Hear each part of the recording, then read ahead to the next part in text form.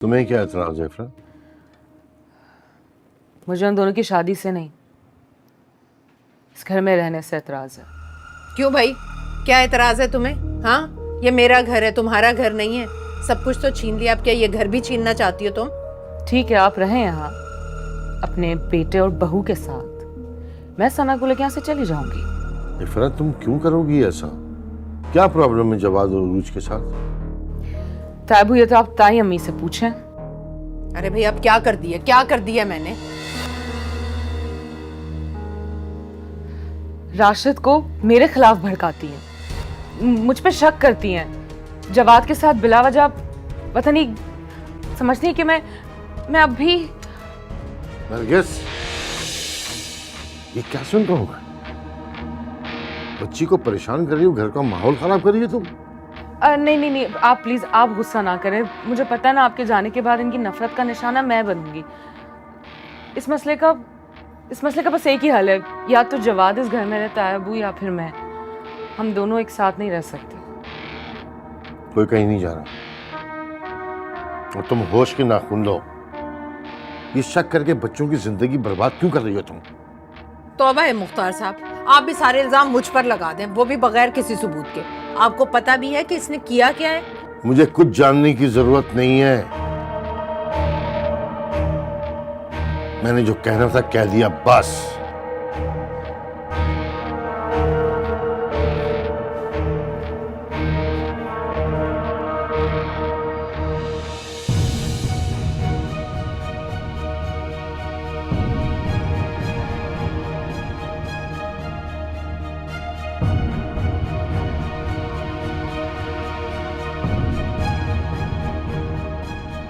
जो भी इफ्रा बीवी ने बताया बस वैसे कर लीजिए आप। ठीक है।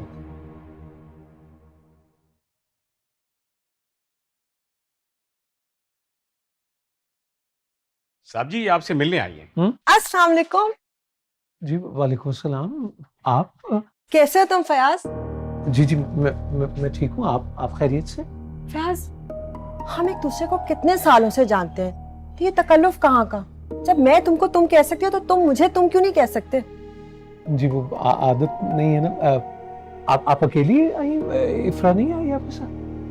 नहीं, मैं यहाँ नहीं आ रही थी। ये 2 घर छोड़कर ना मेरी स्कूल की सहेली रहती है, मैं वहां गई थी तो सोचा कि वापसी में सलाम दुआ कर लूं। बुरा लगा?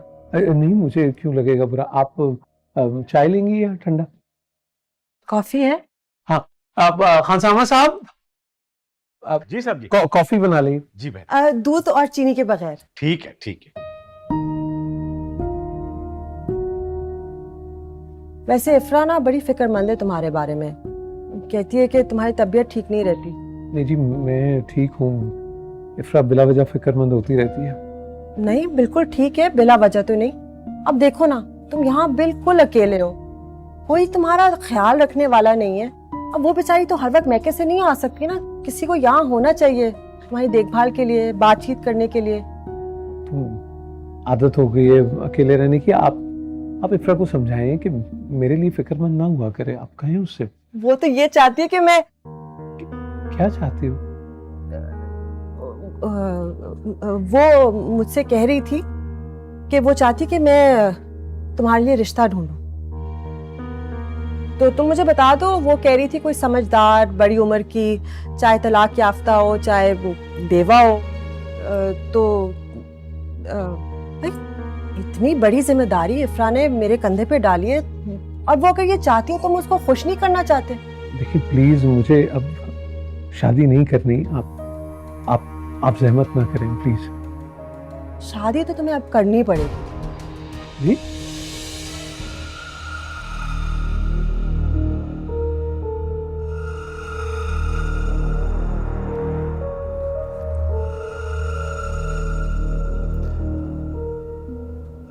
मम्मी, क्यों है मुझसे नाराज?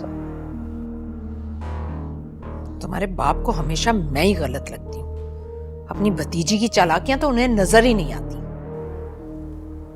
क्या हुआ है? इफ्रा मैडम डिमांड कर रही है कि। डिमांड? क्या डिमांड है उसकी? वो कह रही है कि शादी के बाद तुम इस घर में नहीं रह सकते। तो बताओ भला, इस घर पर भी कब्जा करना चाहती है वो। सही बात है अम्मी, तब मेरे यहाँ रहने से उससे क्या मसला होगा? उसकी चालाकियां जो पकड़ लेती हूँ मैं। खैर तुम फिक्र मत करो, ना तुम कहीं जाओगे और ना हम। जाएगी तो वो कमबख्त इफ्रा जाएगी यहाँ से। ये जो भी है, हमें उनकी इज्जत करनी चाहिए। और वैसे भी इस तरह हम उनका घर तो नहीं बर्बाद कर सकते ना। बस यही बात रोक देती है मुझे।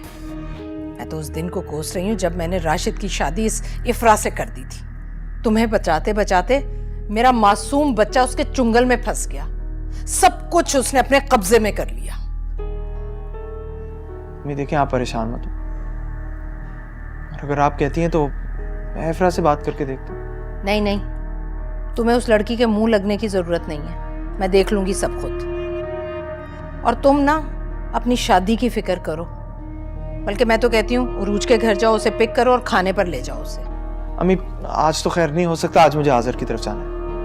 आज़र की तरफ बाद में चले जाना जवाद। मैं तुमसे कह रही हूँ ना, तुम जाओ उसे लेकर जाओ बाहर। अम्मी बस कोई बात नहीं सुनूंगी तुम्हारी, जाओ तुम।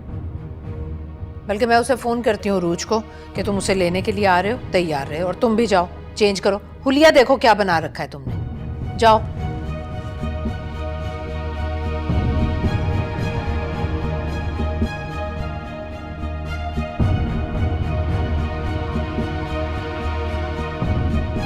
देखो, मैं जानती हूँ तुम इफ्रा से ये सारी बातें नहीं कर सकते। मेरे सामने शर्माने की जरूरत नहीं। बता दो तुम्हारी टाइप क्या है? तुम्हें कोई कवारी चाहिए या कोई तलाक याफ्ता या फिर कोई जरा सी बड़ी उम्र की बेवा, मतलब तुमसे कम ही उम्र की हो, लेकिन वैसे अगर तुम बड़ी उम्र की बेवा से शादी करो तो फायदा ही फायदा है? माशाल्लाह सवाब एक जगह और जहन भी तो मिलेंगे ना। ये जो आजकल की लड़कियां हैं, वो तो अब नंद है मेरी, उसकी बेटी अरूज रह रही है ना मेरे पास, तो अब्बा सुबह से लेकर रात तक मेकअप और फोन पे बात करने के अलावा तीसरा काम आता ही नहीं है।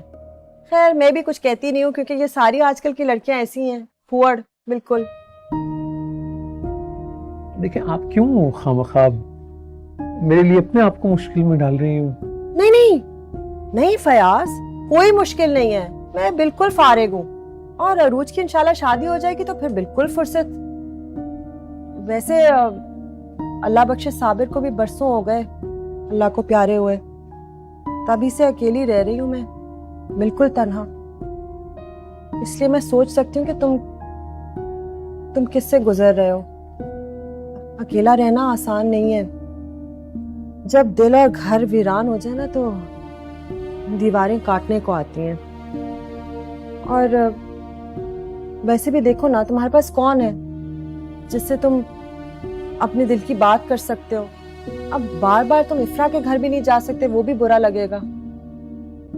कसम से फयाज, मुझे तो लगता है कि मुझसे बेहतर तुम्हें कोई नहीं समझ सकता।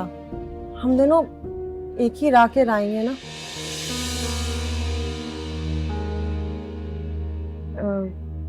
तो फिर क्या सोचा है तुमने? जी मैं भी कुछ नहीं सोच रहा हूँ। बहुत ही सीधे साधे भोले भाले इंसान हो तुम। सामने वाला क्या कह रहा है और क्या कहना चाह रहा है समझ ही नहीं आ रही तुम्हें। इफ्रा बिल्कुल सही कह रही है, तुम्हें वाकई किसी साथी की जरूरत है। कोई समझदार औरत हो जो तुम्हें अच्छे मशवरे दे। अल्लाह बख्शे साबिर हमेशा छोटी सी छोटी बात के लिए भी ना मुझसे मशवरा लेते थे और कहते थे कि तुम सबसे अच्छे मशवरे देती हो। अच्छा तो फिर क्या सोचा है? मैं सोचूंगा जी इस बारे में। हाँ ये बिल्कुल ठीक है, आराम से सोचो। फिर तुम मुझे बता देना अपना जवाब। फोन है तुम्हारे पास? मैं अपना नंबर उस पर। हाँ आओ, ये कॉफी दो बाजी को। हाँ दो। आप नहीं, मैं नहीं दूंगा। खाने में क्या बना? खाने में कोफ्ते, दाल, चपाती, चावल। हाँ तो लगवाओ ना खाना। ठीक, सलाद मैं खुद बना लूंगी। अच्छा ठीक। देखो जरा खाने का वक्त हो गया। आप बैठे।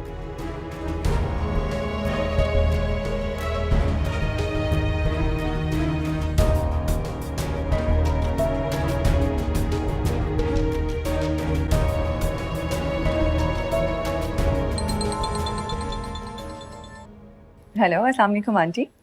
तुम्हें फ़ोन मैंने इसलिए किया है कि जवाद तुम्हें पिक करने आ रहा है। अच्छा, तो जवाद मुझे खुद फ़ोन कर देता?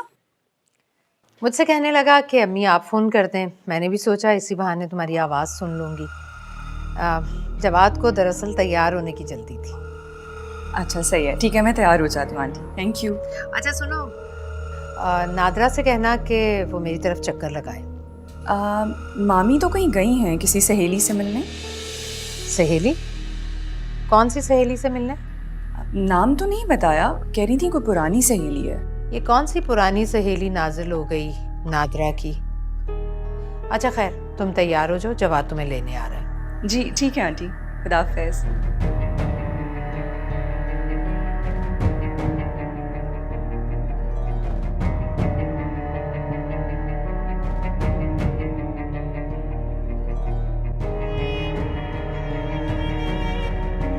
रशीदा, रशीदा,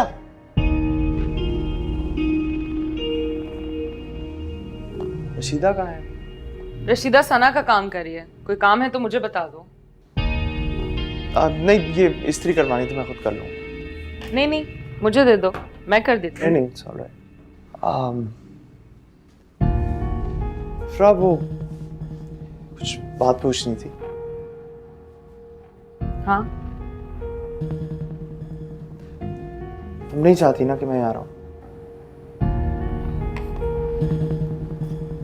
मैं चाहती हूँ कि इस घर में मैं ना रहूं, ताकि मेरा तुम्हारा सामना ना हो। क्यों? इस क्यों का जवाब तो तुम जाके ताई, अम्मी और राशिद से पूछो, जो सेकंड नहीं लगाते मुझ पे इल्जाम लगाने में। सॉरी, लेकिन मैं कुछ समझा नहीं। देखो, इस रिश्ते से पहले मैं तुम्हारी मंगेतर थी, मैं मोहब्बत थी तुम्हारी, इसमें मेरा क्या कसूर? क्या मुझे पता था कि मेरे साथ ही सब होगा? मेरी शादी राशिद से हो जाएगी। ताई, अम्मी और राशिद मुझ पे बहुत शक करते हैं।